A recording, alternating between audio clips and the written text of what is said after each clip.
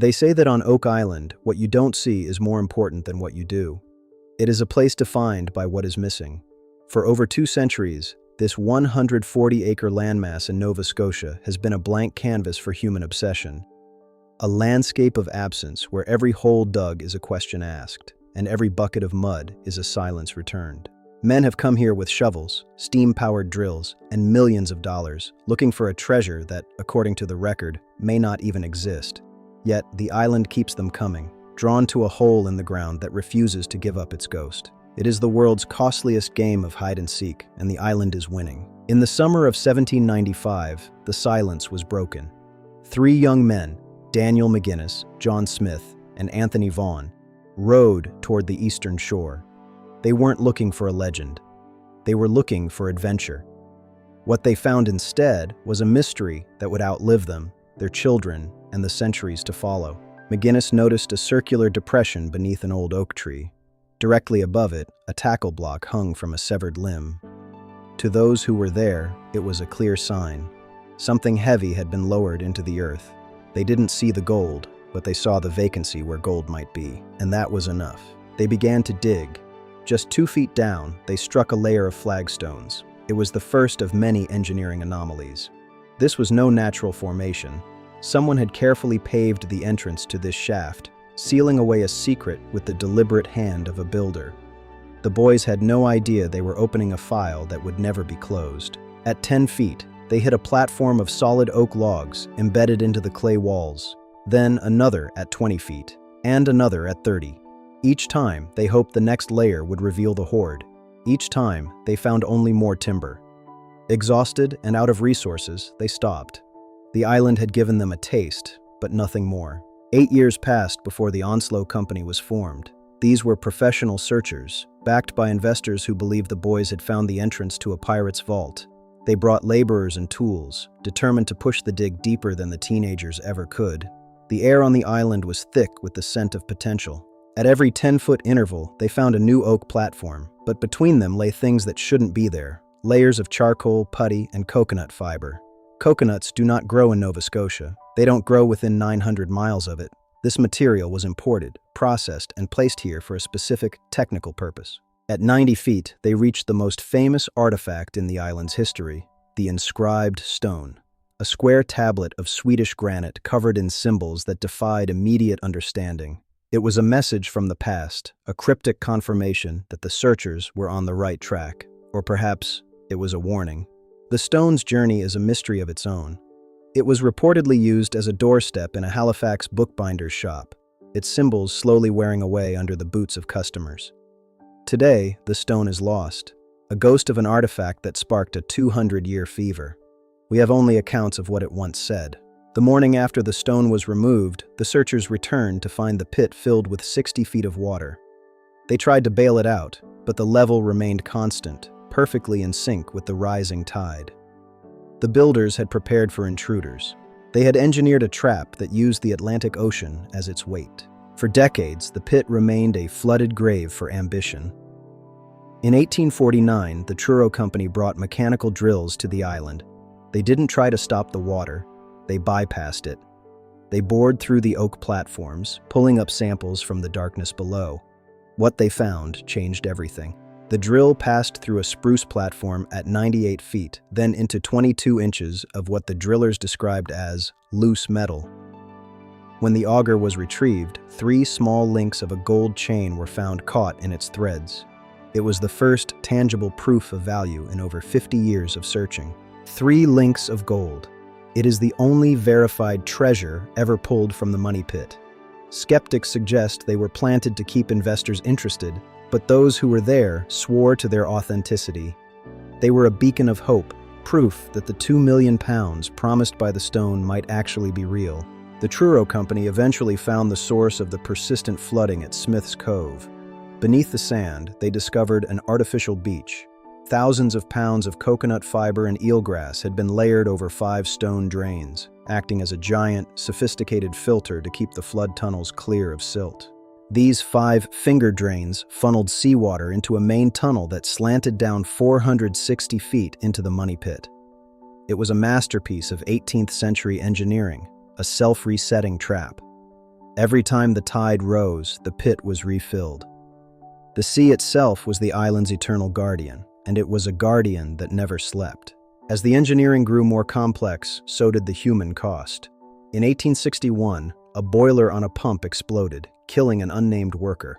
It was the first documented life claimed by the island, a grim milestone in a search that was becoming more dangerous with every foot of progress. The legend of the curse was beginning to take shape. In 1897, Maynard Kaiser fell to his death while being hoisted from a shaft. The island seemed to demand a sacrifice for every secret it revealed. Each death only deepened the resolve of those who remained. The pursuit of the treasure was now an exercise in grit and survival. The mystery drew even the future president of the United States. In 1909, a 27-year-old Franklin Delano Roosevelt spent a summer on the island as part of the Old Gold Salvage Group. He would carry the obsession with him for the rest of his life, even into the highest office in the land. Even as president during the Great Depression and World War II, Roosevelt followed the search closely. He once wrote that the mystery of Oak Island was one of the few things that truly haunted him. He died in 1945 with the file on the money pit still open in his mind, the secret as safe as ever. The most tragic chapter occurred in 1965. Robert Restall and his family had moved to the island, living in a shack to dedicate every waking hour to the search. It would cost them everything they had, and more. On a summer afternoon, Robert Restall was overcome by hydrogen sulfide gas at the bottom of a shaft. His son, Robert Jr., and two workers, Carl Grazer and Cyril Hiltz, died in a desperate rescue attempt. 4 lives swallowed by the pit in a single day. The island had taken a family's future in an instant. The Restall tragedy remains the island's darkest hour. The total death toll now stood at 6. The legend that 7 must die before the treasure is found had become a grim reality that haunted every new generation of searchers.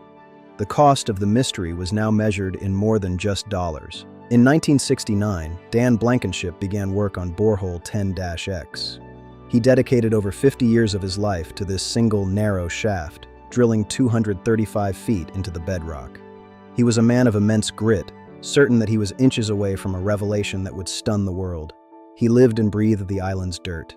Blankenship claimed his underwater camera saw a severed human hand, a pickaxe, and several chests in a cavern at the bottom of 10X. But modern dives and high-resolution sonar have failed to verify these sightings. The record remains inconclusive, a blurry image that each man interprets according to his own hope. Dan Blankenship died in 2019 at the age of 95. He never found his treasure, but he became an inseparable part of the island's legend. His gloves remain on the bench, his questions remain unanswered. He passed the torch to a new generation, leaving the file as open as he found it. Dan Blankenship died in 2019 at the age of 95. He never found his treasure, but he became an inseparable part of the island's legend. His gloves remain on the bench, his questions remain unanswered. He passed the torch to a new generation, leaving the file as open as he found it. Carbon dating of wood found deep in the money pit has suggested human activity as early as the 13th century. This predates the 1795 discovery by 500 years. Someone was here, engineering the island, long before the first recorded searchers set foot on its soil. But who and why? Then there is the lead cross found in Smith's Cove. Lead isotopes match a French quarry used by the Knights Templar in the 14th century. It is a clue that suggests the island was not a pirate's bank, but perhaps a sanctuary for something far more significant. A file that points back to the Crusades. The theories remain just that. Theories. The oldest is the pirate horde, Captain Kidd or Blackbeard, hiding a treasure where only the devil and I can find it. It is a simple, romantic explanation, yet one that seems increasingly inadequate for the level of engineering discovered. The Knights Templar theory points to the Lead Cross and Nolan's Cross, a series of boulders in the shape of a cross. Proponents believe the order hid the Holy Grail or the Ark of the Covenant here to escape persecution in the 14th century.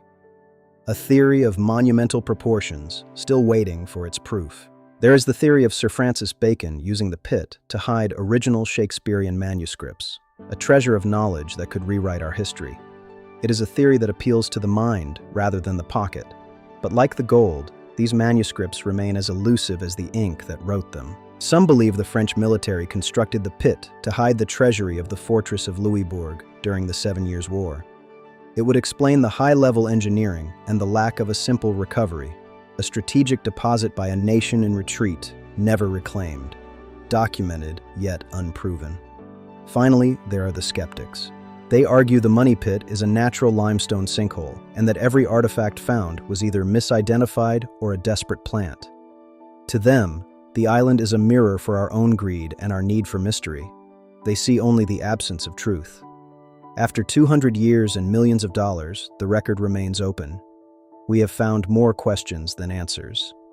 More clues than gold. The pit has swallowed fortunes, and it has swallowed lives, and it remains as silent today as it was when those three boys first looked into it in 1795. We must state plainly, the mystery of Oak Island is not solved. We know more about what is not there than what is. The file remains open, waiting for the one piece of documented evidence that will finally close it. Until then, we are searchers, just like the men before us. Oak Island remains a place of shadows and secrets, a monument to human persistence and to the things we are willing to sacrifice for the unknown. It is a story of what we have found and what we have not. A file that time has forgotten to close. Which theory do you find most convincing? Was it pirates, the Templars, or a natural occurrence? We invite you to weigh the documented history and tell us what you believe. Which vintage mystery should we open next? Let us know in the comments below. Thank you for watching Never Solved. Subscribe to join us as we investigate the cases that time has forgotten. Every file has a story. Not every story has an ending. The island waits, and so do we. The file remains open.